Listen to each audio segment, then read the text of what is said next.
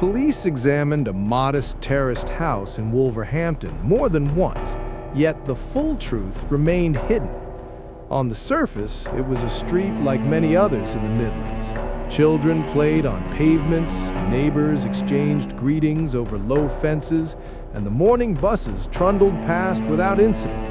Shops opened in their familiar rhythm, and the occasional dog walker traced the pavements in silence. Life followed a predictable, almost comforting pattern.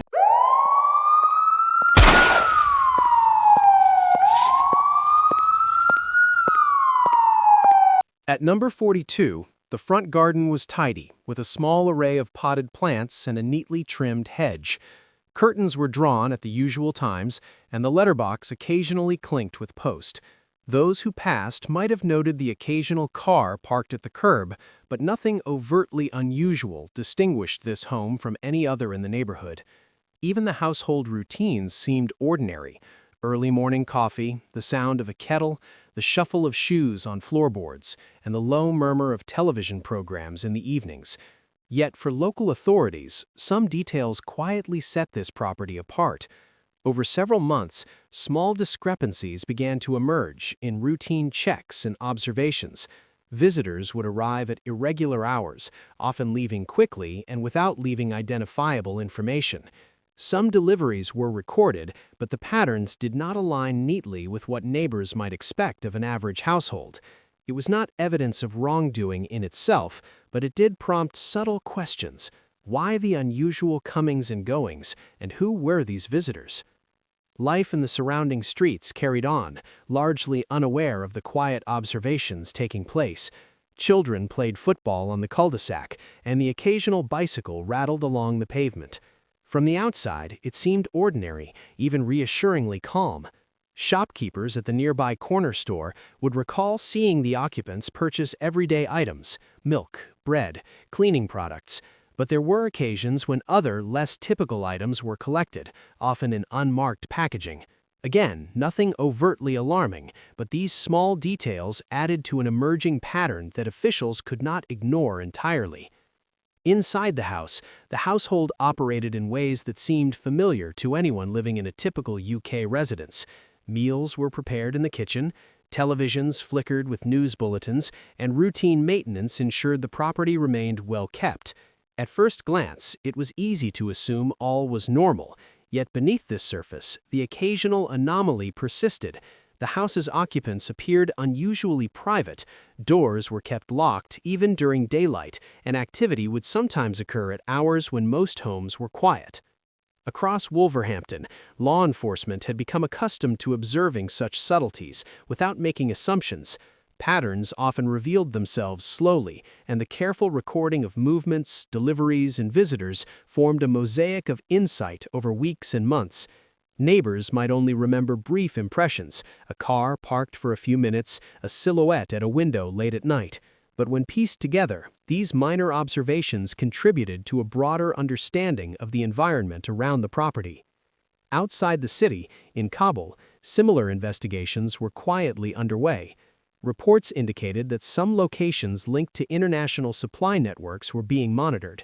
While residents there went about their routines, investigators were beginning to trace connections that at first seemed distant. Observers noted the movement of certain shipments and transactions that raised questions about consistency, timing, and origin. Although these were not immediate causes for alarm to those living in the UK, authorities understood that minor irregularities abroad could have local implications should any connections exist. Back in Wolverhampton, the streets continued to hum with everyday life. School children hurried along pavements with backpacks bouncing, local cafes filled with customers sipping tea, and buses followed their timetables with mechanical precision. It was a picture of calm normality, almost reassuringly in its predictability. Yet, subtle patterns of concern began to emerge. Repeated visits from the same individuals at odd hours, deliveries that could not be traced to conventional retailers, and household behaviors that seemed incongruous with other homes nearby. None of these alone suggested wrongdoing, but together they created a scenario that demanded closer observation. The National Crime Agency, with its remit to investigate serious and organized crime, began to take note of these minor irregularities. Investigators reviewed data meticulously, ensuring every detail was recorded. Information from neighbors, local businesses, and postal records was collated, creating a timeline that at first appeared ordinary. Yet the timeline contained small gaps, unexpected arrivals, and unexplained departures that prompted questions. What was occurring inside this property, and could it connect to wider activity beyond Wolverhampton? Even as these questions lingered, life outside the property continued uninterrupted.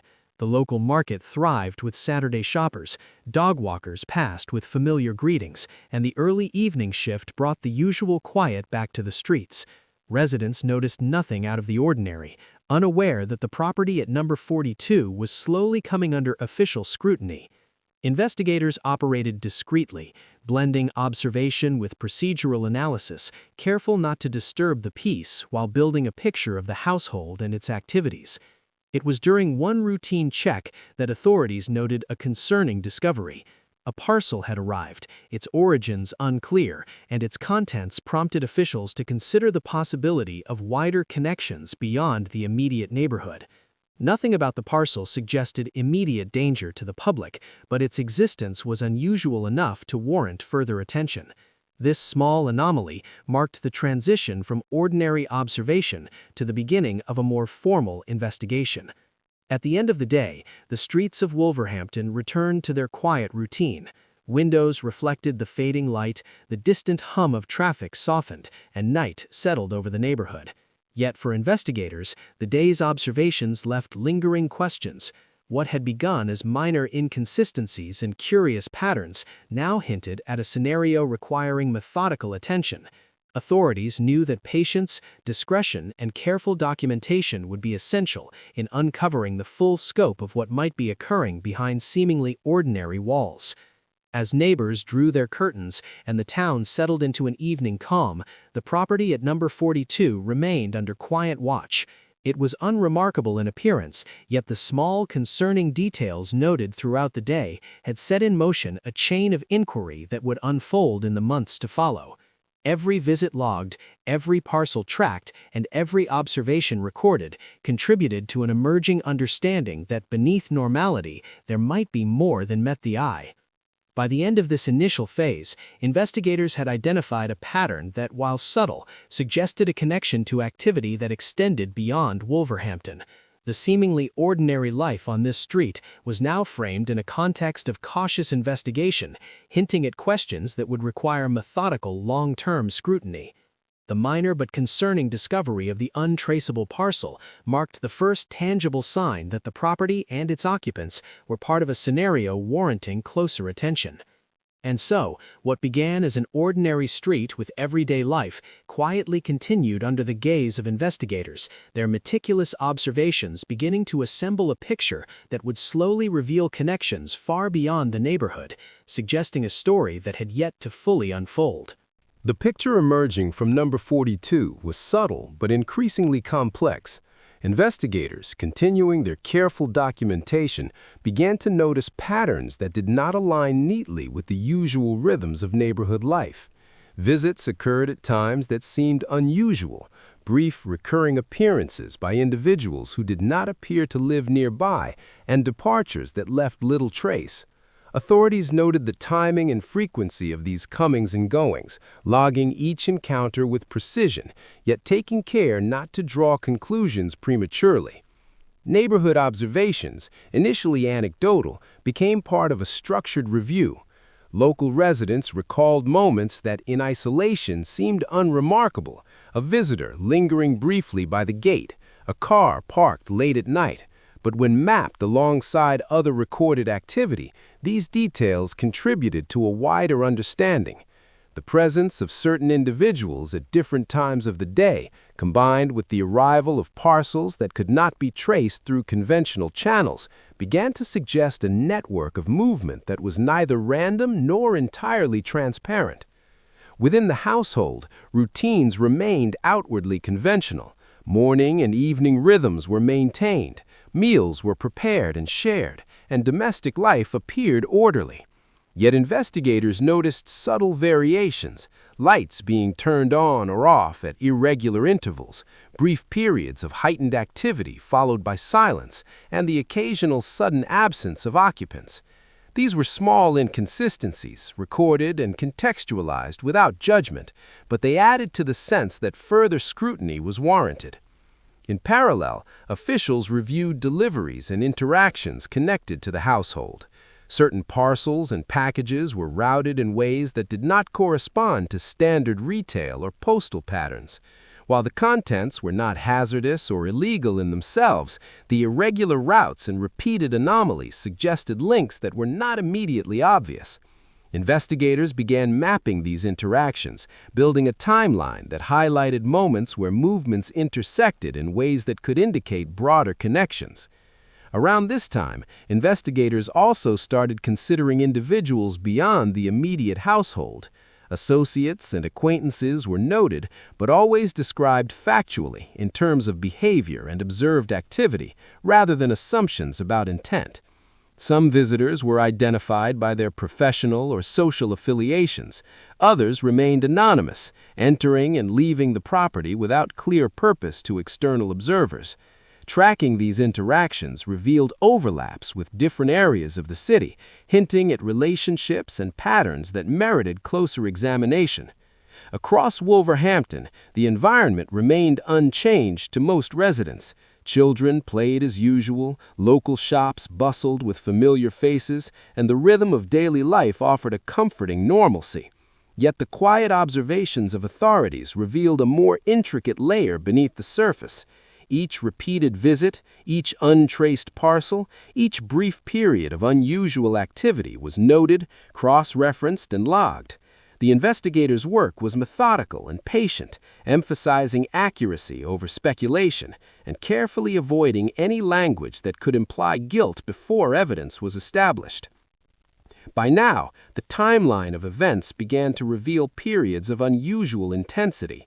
Certain weeks showed clusters of visits and deliveries that did not fit the standard patterns of domestic or commercial activity.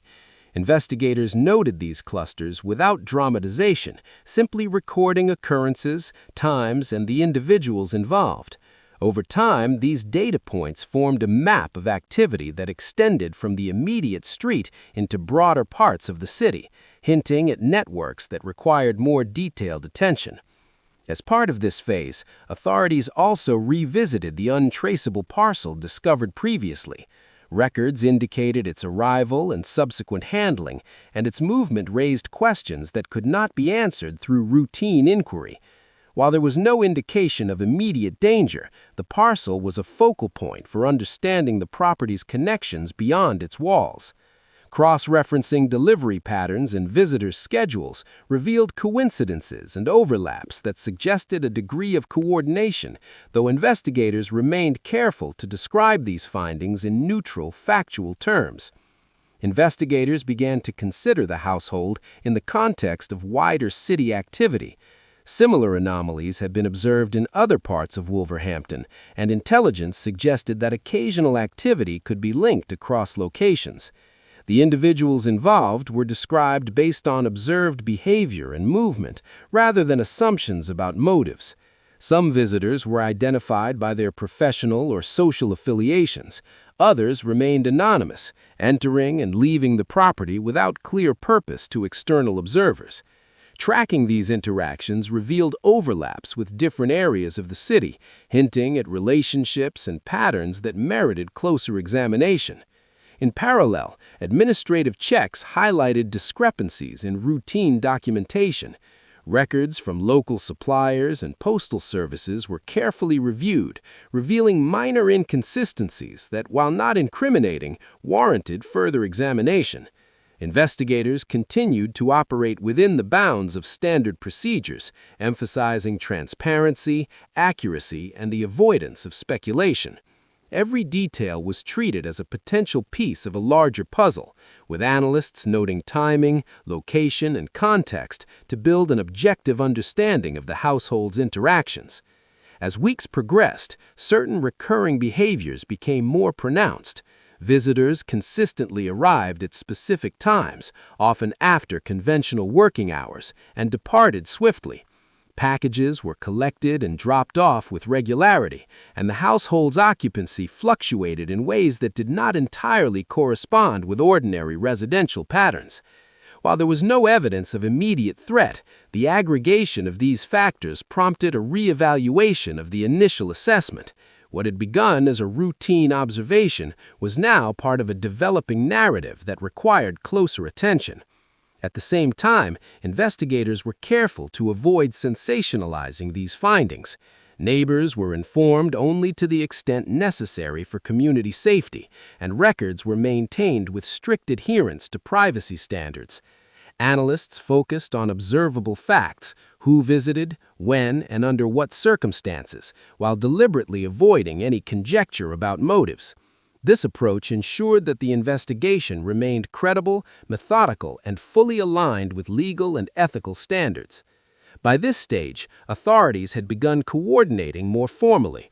Notes, logs, and timelines were cross-checked against citywide intelligence, highlighting connections that were previously overlooked. Even minor overlaps were examined carefully, and patterns of repeated behavior became increasingly significant. Officials recognized that the combination of recurring visits, untraced parcels, and behavioral anomalies warranted a more structured and focused investigation. The moment this realization occurred was not dramatic, but it marked a turning point.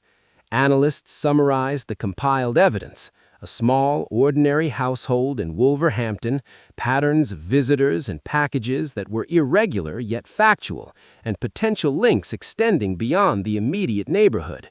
All observations were factual, documented, and devoid of speculation, but the conclusion was clear: the property and its occupants merited closer scrutiny under controlled and legally compliant investigative procedures. As Part 2 drew to a close, investigators prepared for the next phase. They had not assumed wrongdoing, nor had they sensationalized the activity. What they had done was compile a body of observable facts that, taken together, indicated that further methodical attention was necessary. The ordinary street continued its routines, unaware of the quiet analytical work unfolding, and the household at number 42 remained outwardly calm. Yet behind the scenes, authorities were ready to explore these patterns in more depth, ensuring that every step adhered strictly to legal standards, procedural safeguards, and the principles of factual, neutral documentation. The small, seemingly ordinary household in Wolverhampton, which had first attracted attention through subtle anomalies, was now understood in the context of a wider network of activity. Investigators began to notice that the patterns observed at number 42 were not isolated. Across different areas of the city, similar behaviors and irregularities were appearing, drawing the attention of multiple departments within law enforcement. The threads of observation now extended beyond a single street, creating a broader, interconnected picture that required careful management. Officials noted the importance of administrative precision as the scope expanded. Logs from postal and delivery services were cross-referenced with vehicle movements, and timelines of visitors were compared with records from local authorities. Each detail, however minor, became part of a comprehensive map of activity. Analysts took care to document observations without interpreting motives, ensuring that the data collected remained factual and impartial. The process was deliberate, methodical, and grounded in law, reflecting the seriousness of expanding the investigation beyond a single location. At the same time, intelligence gathering broadened. Local police collaborated with the National Crime Agency and other regulatory bodies, sharing information on movement patterns, shipments, and observed interactions. Records indicated that certain individuals connected to the Wolverhampton property were also linked to locations elsewhere in the Midlands. These links were not immediately incriminating, but they suggested a network of activity that warranted detailed attention. Authorities emphasized the investigative value of observing administrative and behavioral connections rather than speculating on potential offenses. Within the city, residents continued their routines, largely unaware of the scrutiny being applied to these interconnected patterns. Shops opened as usual, streets filled with commuters, and families went about their daily lives. From the outside, the environment remained calm, reinforcing the contrast between ordinary community life and the growing web of investigative work behind the scenes. The investigators' challenge was to maintain discretion while assembling a factual account of what was occurring across multiple locations. As the network of observations expanded, investigators noted several individuals whose movements intersected in ways that had previously gone unrecorded. These connections were documented carefully. The timing of visits, the locations frequented, and the items handled were all logged with precision. While the behavior of these individuals was described factually, their repeated interactions with the household at number 42 and other locations highlighted patterns that could no longer be considered incidental. Authorities remained mindful to frame every detail in neutral terms, focusing on observable behavior rather than interpreting intent. Simultaneously, administrative developments allowed investigators to formalize the review process. Reports were compiled to track the progress of the investigation, highlight emerging patterns, and flag areas for further examination. Each step followed legal protocols, ensuring that all information collected could be verified and justified. This methodical approach created a structured narrative of activity that connected multiple locations, individuals, and interactions without resorting to sensationalism or conjecture. One key aspect of the widening scope was the integration of international intelligence. Correspondence with overseas authorities, particularly in regions connected to supply chains under investigation, provided additional context. Records indicated movements and interactions that, while distant in geography, aligned with patterns observed locally. This allowed investigators to begin situating the Wolverhampton property within a larger framework of activity, helping to clarify potential connections without disclosing operational tactics or methods. The expansion of the investigation also brought legal and procedural considerations to the forefront. Each observed connection or irregularity was reviewed in light of privacy laws, administrative regulations, and ethical standards. Investigators emphasized transparency, accountability, and adherence to established protocols, documenting every step of the process. While the patterns suggested that the situation was more complex than initially believed, all actions remained focused on fact-finding and legal compliance. As weeks passed, certain trends became increasingly significant. Locations beyond Wolverhampton began to exhibit behaviors that mirrored those first noted at number 42. Visitors, deliveries, and interactions followed patterns that, when charted across multiple sites, suggested a level of coordination requiring administrative scrutiny. Officials recognized that the investigation was no longer limited to a single household. It had expanded into a network of locations and individuals whose interactions needed to be understood within a broader context. The process of intelligence gathering emphasized observable facts rather than speculation. Investigators recorded where and when individuals were seen, which parcels were collected, and which locations were visited repeatedly. Every observation was framed with neutral language. Records indicate, authorities stated, or investigation found. By maintaining this careful approach, the narrative of the investigation remained factual, reliable, and fully aligned with legal and ethical standards. It was during this phase that a significant shift occurred. Analysts discovered a set of connections that linked the Wolverhampton property to a broader distribution network. While the details remained confidential and operational methods were never documented publicly, the evidence suggested that the activity observed locally was part of a more organized pattern. This revelation marked a turning point. What had begun as isolated anomalies had developed into a network of interest spanning multiple locations and jurisdictions. Authorities now faced the task of managing a growing web of data while ensuring that all procedures remained compliant with legal requirements. Logs, timelines, and interaction maps were expanded, creating a comprehensive overview of the emerging network. Investigators worked collaboratively across departments, reviewing intelligence with care, checking for accuracy, and noting any inconsistencies. Each step reinforced the importance of methodical, evidence-based work over speculation or sensationalism. At the same time, the implications for ongoing monitoring became clear. Analysts recognized that focusing solely on the Wolverhampton property would provide an incomplete picture. By tracking patterns across locations, examining timelines, and noting behavioral overlaps, investigators could better understand the scope and scale of the emerging network. This approach ensured that observations remained factual, neutral, and legally robust, while providing insight into the broader connections that had previously gone unnoticed. As the investigation expanded, officials were careful to maintain perspective. Neighboring communities were largely unaware of the developments, and daily life continued with minimal disruption. The contrast between ordinary routines and the meticulous work of investigators highlighted the careful balance required in long-term inquiries, protecting public safety and understanding networks of activity without causing alarm or speculation. The shift in focus prompted internal reviews within the agencies involved. Procedures for documenting cross-location observations, managing intelligence, and coordinating with other departments were refined. Each step allowed investigators to track the emerging network more effectively, ensuring that every observation was recorded and reviewed while maintaining the highest standards of transparency and accountability. By the end of this phase, the investigation had entered a new stage. The Wolverhampton property was no longer seen as an isolated point of interest. Instead, it had become part of a broader narrative involving multiple locations and interconnected activity.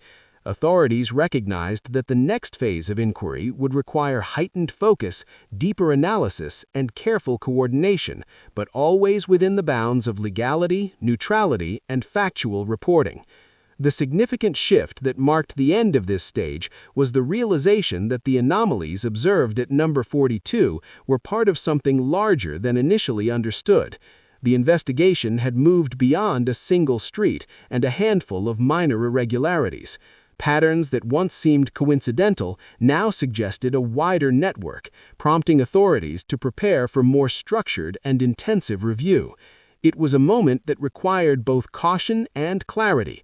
The investigation had grown, the stakes were higher, but the principles of accuracy, neutrality, and procedural integrity remained paramount.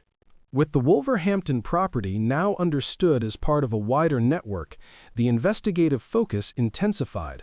Authorities approached the situation through measured, methodical processes, ensuring that every step adhered to legal standards and procedural safeguards.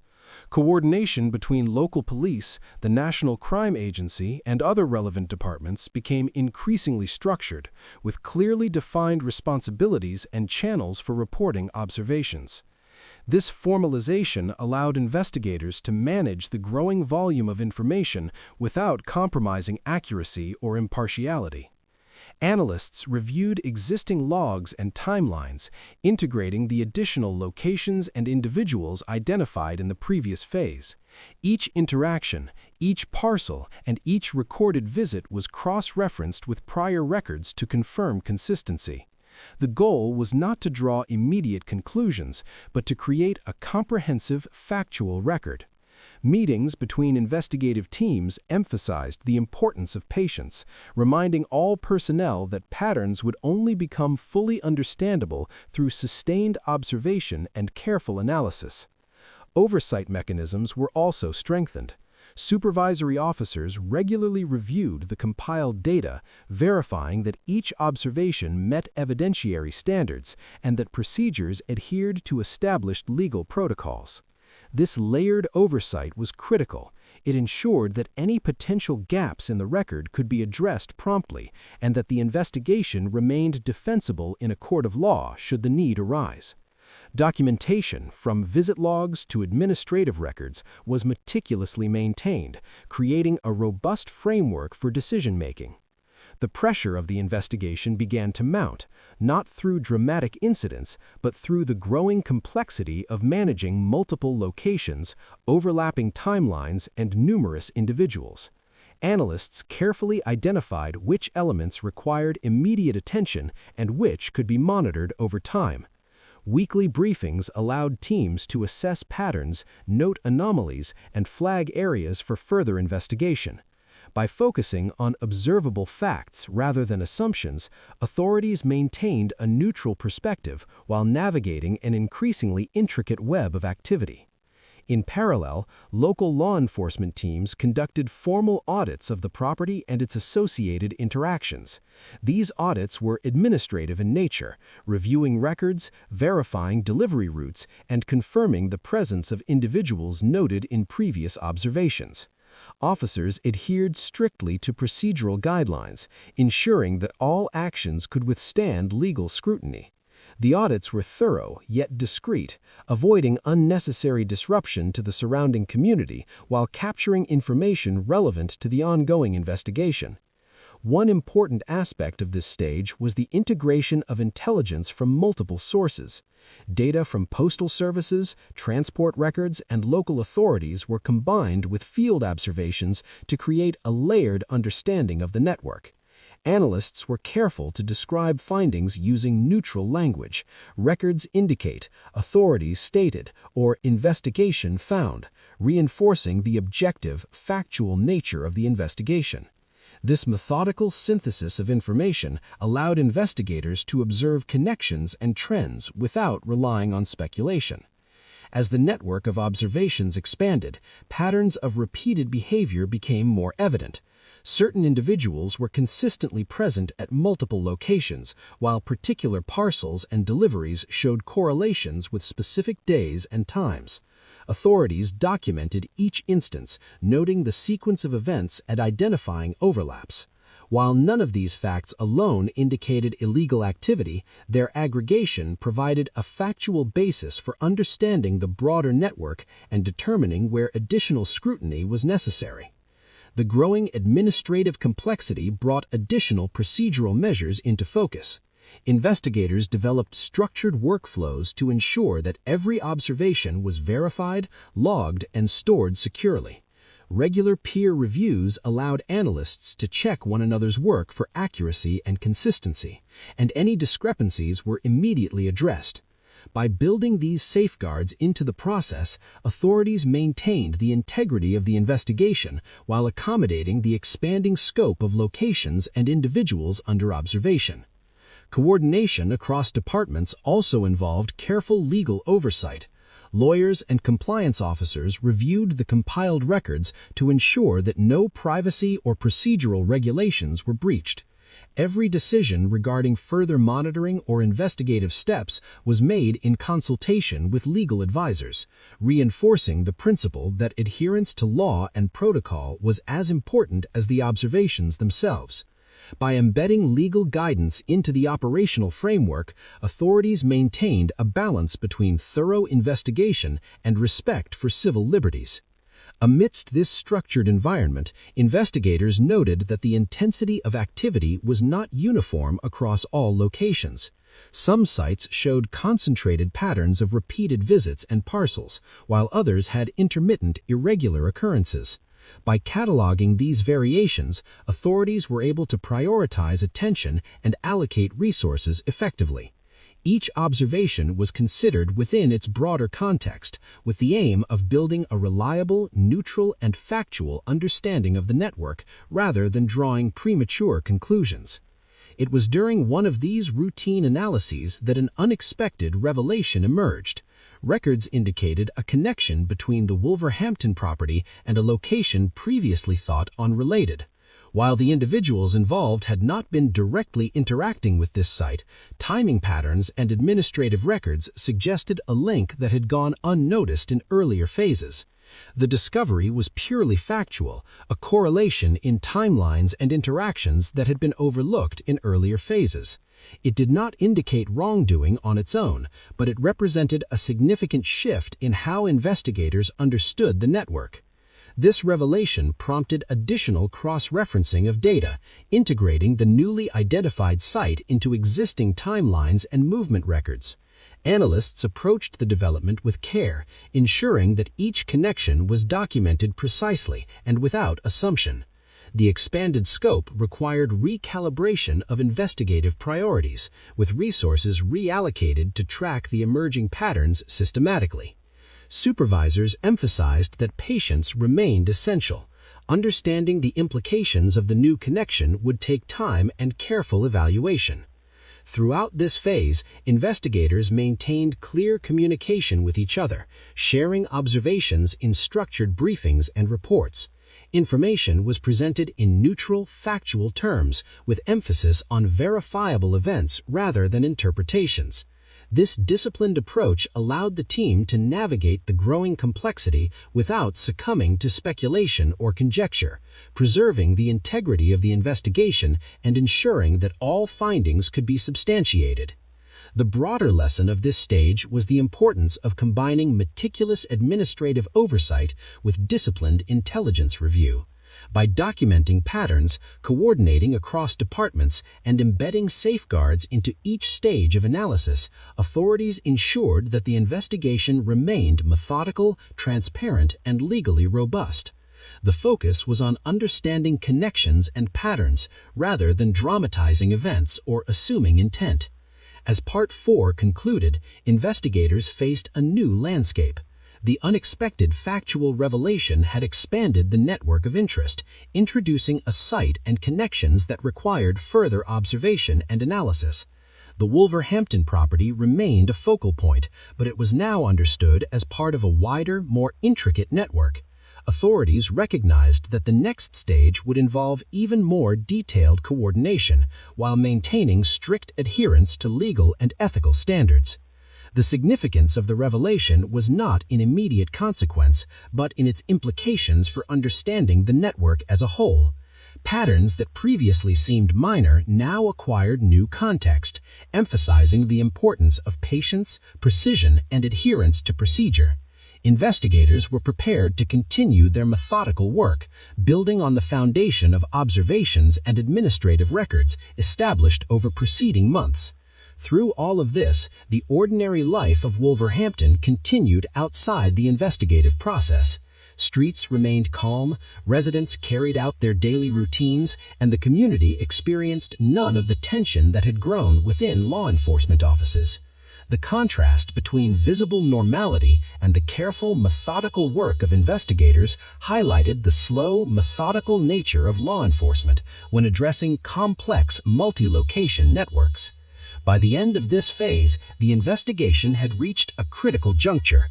Administrative processes, intelligence review, and coordinated oversight had brought the network into sharper focus, and the unexpected revelation pointed to connections that would shape the next stage of inquiry. The careful balance of patience, evidence review, and procedural safeguards allowed investigators to identify new avenues of exploration without compromising the principles of neutrality, legality, and factual reporting. With the broader network now clearly mapped, authorities moved toward the resolution phase, guided by law, evidence, and procedural integrity. The previous months of observation, data compilation, and cross-location coordination had provided a factual foundation for subsequent actions. Investigators remained disciplined, ensuring that every step, from identifying key individuals to initiating legal procedures, was firmly grounded in verifiable records. Following careful review, the National Crime Agency coordinated with local police to execute formal actions targeting the sites and individuals identified as central to the network. Arrests were conducted in a manner consistent with UK legal standards, adhering to protocols designed to protect the rights of all involved. At no point did these measures rely on assumption or speculation. Rather, they followed from the structured intelligence gathering, observation logs, and verified connections documented throughout the investigation. The individuals involved were taken into custody for questioning and processing under established legal procedures.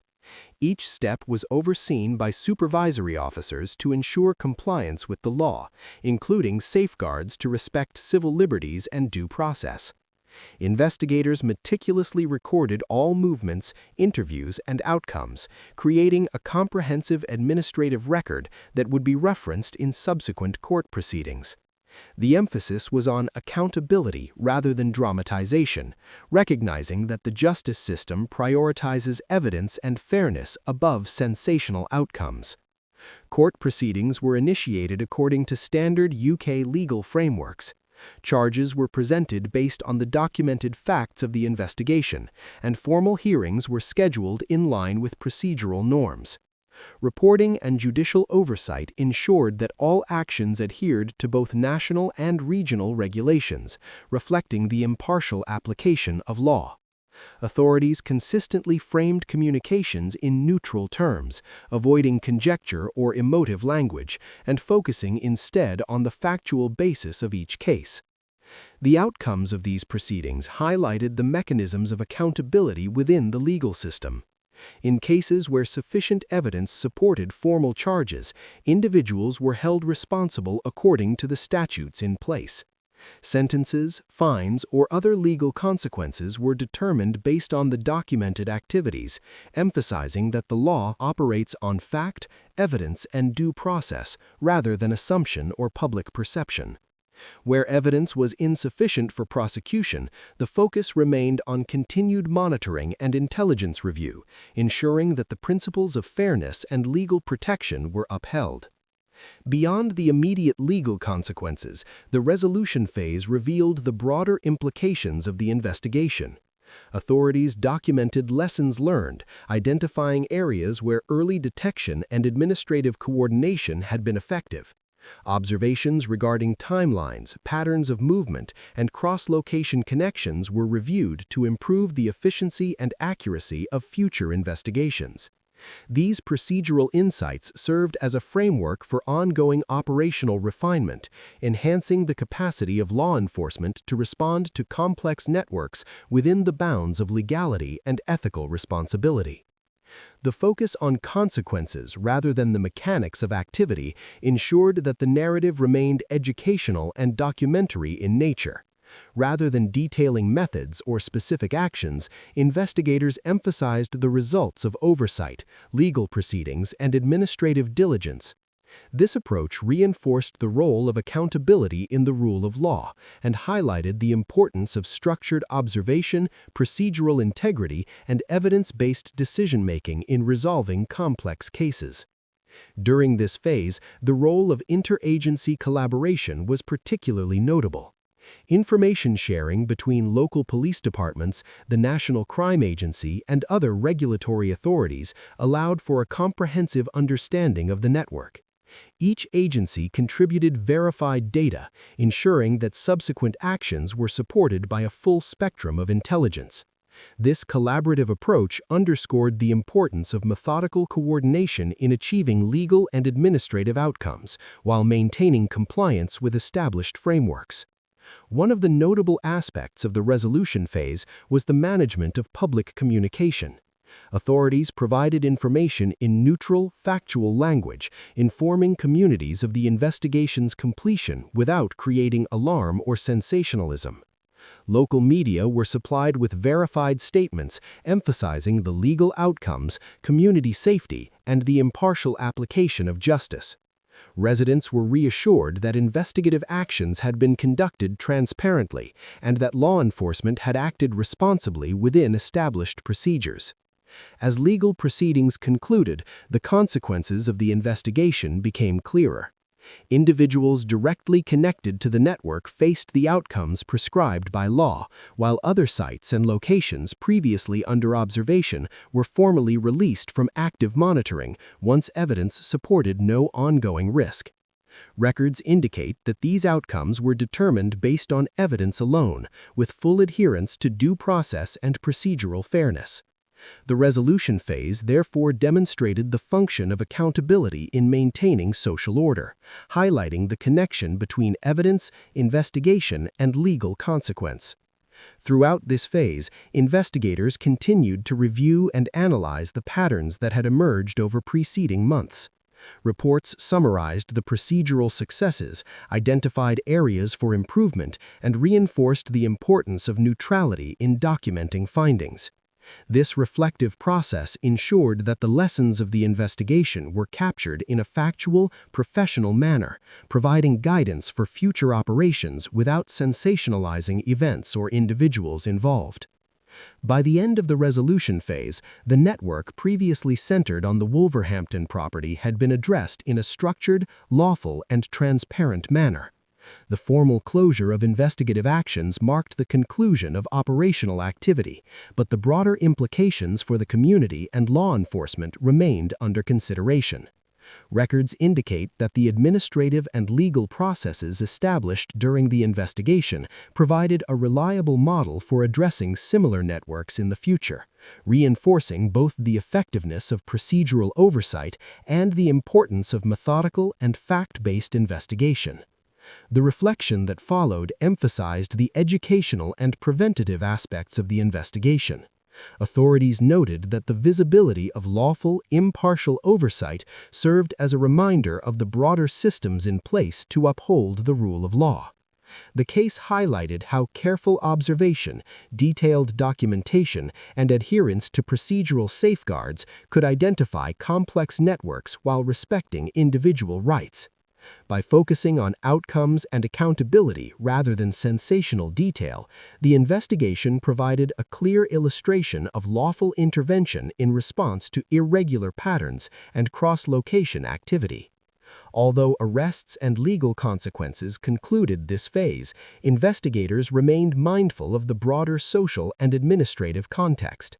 Communities had been observed without disruption, residents were reassured, and procedural integrity had been maintained. The resolution phase thus served as both a demonstration of the justice system's effectiveness and a reinforcement of the importance of patience, accuracy, and neutral observation in addressing multi-location networks of concern. In closing, the Wolverhampton property and associated network had been investigated thoroughly, lawfully, and impartially. Accountability had been enforced where evidence supported it. Oversight had guided each decision, and safeguards had protected the rights of all involved. While the immediate operational activities were now concluded, the reflective process highlighted enduring lessons. Structured observation, adherence to the rule of law, and the impartial application of justice are central to managing complex networks within society. The story, while resolved in terms of immediate legal outcomes, remained part of a broader continuum of civic awareness and institutional learning, reminding authorities and communities alike of the balance between vigilance and respect for ordinary life.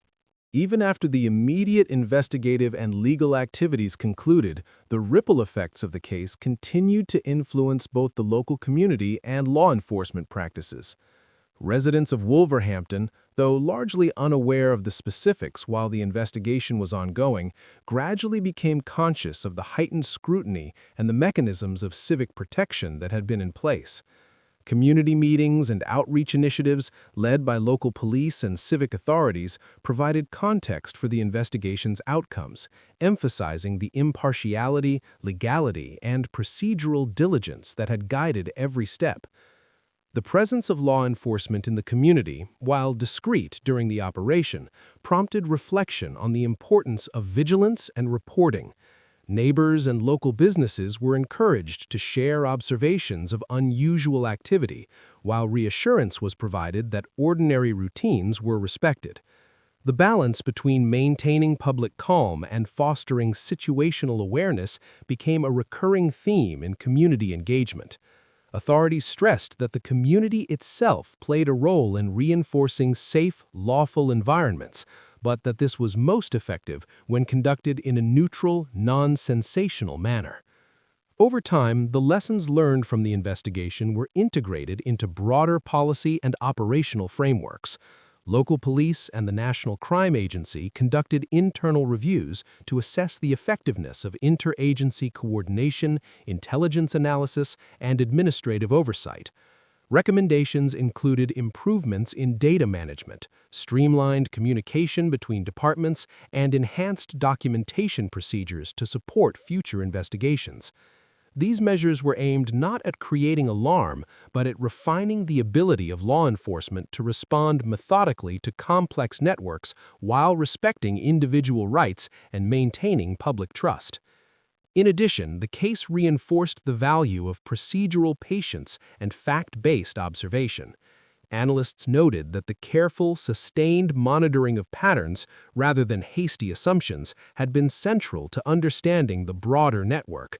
By compiling neutral, verifiable records of behavior, interactions, and administrative anomalies, investigators had been able to identify significant connections without resorting to speculation. This approach became a reference point for subsequent operations, highlighting how discipline, thoroughness, and adherence to legal frameworks underpin effective law enforcement. Community impact extended beyond administrative procedures.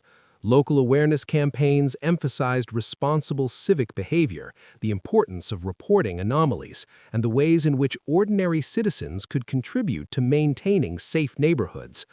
While the investigation itself had remained largely invisible to residents, the subsequent educational initiatives ensured that the broader public could understand both the purpose and the method of law enforcement activity. By framing the lessons learned in an informative, neutral manner, authorities reinforced trust in institutional processes while encouraging community engagement. The investigation also prompted reflection on the broader social and logistical networks involved. Observations had revealed how patterns of movement, delivery, and interaction could intersect across multiple locations, sometimes unnoticed. While the specifics of any operational connections were not publicly disclosed, authorities highlighted the importance of systemic awareness. Recognizing patterns of behavior, noting unusual occurrences, and integrating multiple sources of data could support law enforcement in understanding and addressing complex networks effectively. These reflections became part of training programs, internal reviews, and public guidance, contributing to a more informed approach to civic safety. In considering unanswered questions, authorities maintained a careful balance.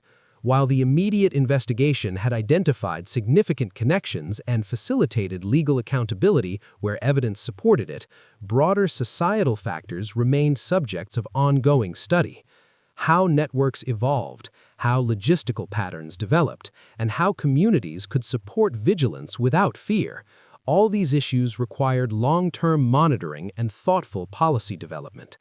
Officials emphasized that the absence of immediate conclusions in some areas did not indicate failure, but rather a recognition of the complexity inherent in multi-location, cross-community phenomena. Long-term effects on the community were also observed in more subtle ways. Neighbors reported a heightened awareness of comings and goings, a greater attentiveness to unusual deliveries, and an increased understanding of the role of law enforcement in maintaining lawful order. Importantly, these changes were guided by education and reassurance, avoiding sensationalism while fostering responsible participation. Residents were encouraged to see themselves as partners in civic safety, not as observers of an alarming or dramatic narrative. The case also influenced policy at higher administrative levels. Recommendations from the investigation informed approaches to data management, interagency communication, and procedural oversight. By codifying lessons learned, authorities aimed to improve the consistency and effectiveness of future operations. These measures were framed as improvements to professional practice rather than reactions to crisis, reinforcing the documentary focus on factual, neutral reporting and the educational value of procedural rigor. As part of the reflective process, officials acknowledged that not all questions could be answered definitively. Some connections within the network had been partially understood but required ongoing observation and analysis. Rather than speculate, authorities maintained factual accounts of what had been verified, clarifying that unresolved aspects did not diminish the significance of the findings. This careful treatment of uncertainty underscored the principles of responsible investigative reporting. Document what is known, contextualize it clearly, and avoid conclusions unsupported by evidence. The narrative of the investigation, from its initial discovery to legal outcomes and subsequent community impact, demonstrated the long-term value of procedural patience and measured oversight. Every stage, from early observation through cross-location analysis to formal resolution, illustrated how disciplined, fact-based methods could address complex networks while upholding the rights and dignity of all involved. The case served as both a model of operational integrity and an educational reference for civic awareness, demonstrating the interrelation of law enforcement, community engagement, and evidence-based practice. In reflecting on the broader implications, authorities highlighted the cyclical nature of observation and learning. The initial curiosity prompted by minor inconsistencies had grown into a structured understanding of a network. Legal accountability had been enforced where appropriate, and communities had gained awareness of their role in supporting lawful oversight. Yet the work of observation and vigilance remained ongoing. Patterns in behavior and interaction evolve, and the principles of methodical monitoring, administrative diligence, and procedural integrity continue to inform both law enforcement and public awareness.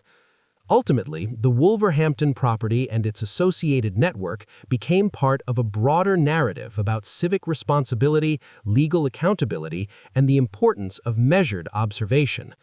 The story, while concluded in terms of immediate outcomes, echoed the initial curiosity and caution that had first drawn attention. Ordinary streets, routine life, and everyday communities remained at the center of this narrative, reminding both authorities and citizens that beneath the familiar rhythms of daily life, careful observation, structured oversight, and the impartial application of law are essential to maintaining safety, order, and trust. As the community settled into the ongoing rhythm of everyday life, the lessons of the investigation persisted quietly in policy, procedure, and awareness. Residents continued their routines with renewed understanding, law enforcement refined its methods, and the record of observation remained a testament to disciplined, factual inquiry. The ordinary street, once the starting point of subtle curiosity, now stood as a reminder that beneath normality, careful attention and methodical investigation safeguard both the community and the rule of law. If you want to follow more investigative stories and learn about real cases from the UK, don't forget to subscribe and turn on notifications for our latest episodes.